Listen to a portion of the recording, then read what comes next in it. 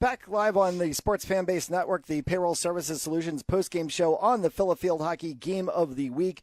Week number 4 featuring the Conestoga Pioneers and the Haverford Fords. Conestoga coming away with the 2-0 victory. Anna Mayak, a great game for you guys today and a strong play out of the backfield. What were you trying to do in the defensive positioning today? Just get it out. Yeah, that's the only thing I ever think about. Just get it out, get it up to my teammates up ahead. Don't let them score. Late in the second half, you got stopped by the referees. It looked like an interesting situation. We didn't really see you injured. What did they actually call you for? She called me up and she said, if your team says one more word to us, a yellow card. So I turned around and I was like, shut up, everybody, because we can't afford that right now. Wow, that's an interesting situation. Yep. But you come away with the victory and now another notch into the belt, and you're still undefeated in the Central League season. Yep, hoping to keep it going for sixth year, something around there. You've had 6 straight Central League championships. This would be 7 if you put it on then the board. Yeah, 7 straight wins. But congratulations really on the win today, and good luck to you on the rest of the season. Thank you. We're going to bring in Ziegler here, who scored the second goal in the game today, putting the team kind of in the screws for this game. So we'll pass that off to your teammate there. Now joined by Chloe Ziegler, a goal that kind of bounced around a few people in the mix there and finally ended up on your stick.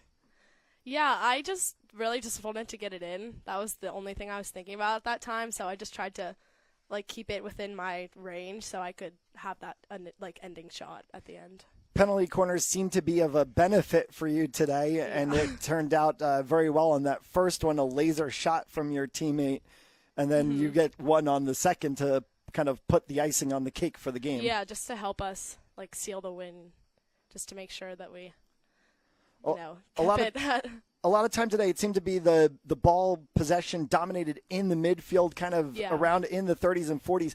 How stressful is that for forward position players that are always trying to look for that outside line, and you seem to just run over everything? Yeah, it's really hard making sure that you're timing your cuts right. So having the players in the midfield, making sure that you're there for them to send it to you in case they keep the possession, or making sure you're cutting back if they lose it. So it's just a lot of waiting to see what happens in the midfield, and just making sure you're on your toes and aware of what's going on.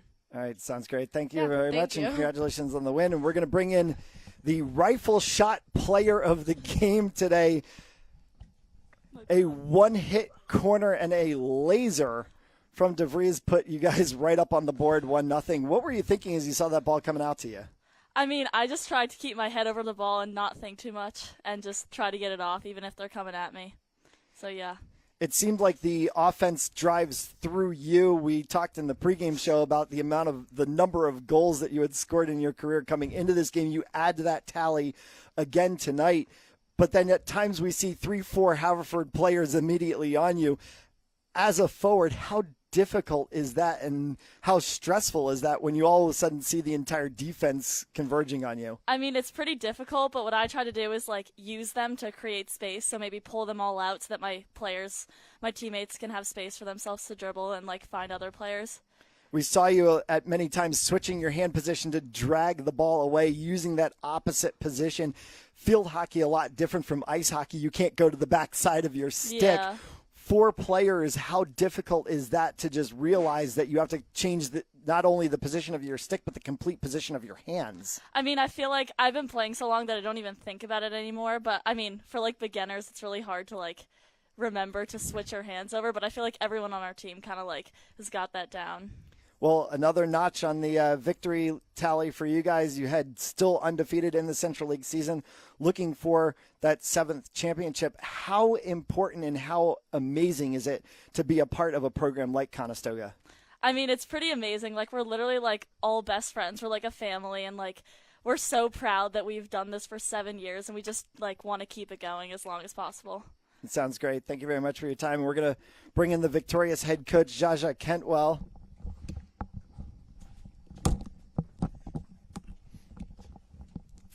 And Jaja, we talked in the pregame show about how interesting a story you have.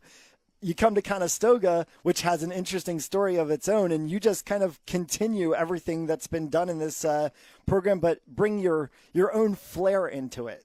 Yeah, I think Conestoga has a strong foundation of players that's come through in the past. They've been successful for so long, for a reason, because they have a program that develops players. They have club players that are coming through. So we have feeders into the school. So naturally, we're going to be competitive at the start. But for them to go 6 years, straight, it's pretty impressive itself. And hopefully, we have a couple more tough teams coming up. But hopefully this year will be 7th. Yeah, being in this Chester County area with WC Eagles, Mystics, so many teams that you just see players kind of from birth picking up field hockey sticks and running right into the program. How many times do you run into teams where you almost don't even have to do preparation because you've seen these players so many years? Yeah, that's definitely the case. I think, like you said, there's so many clubs around our area. I mean, I think within an hour of here, I think there's probably 7 or 8 clubs. So it's, in terms of preparation, we'll always have to do it. Just knowing that what kind of players we're playing against and finding a game plan to adjust, according to the teams. But it's great to be in Pennsylvania area, but so many hockey players that starting young, and hopefully by the time they get to high school, they have the foundation, the basic skills, and then I don't have to teach them too many basic skills rather than tactics. You've had a few gut check games early on in this season, Notre Dame, now Haverford. What do you take away from this as a coach getting through those victoriously, looking forward to the second half of the season? I wish we had more games like that.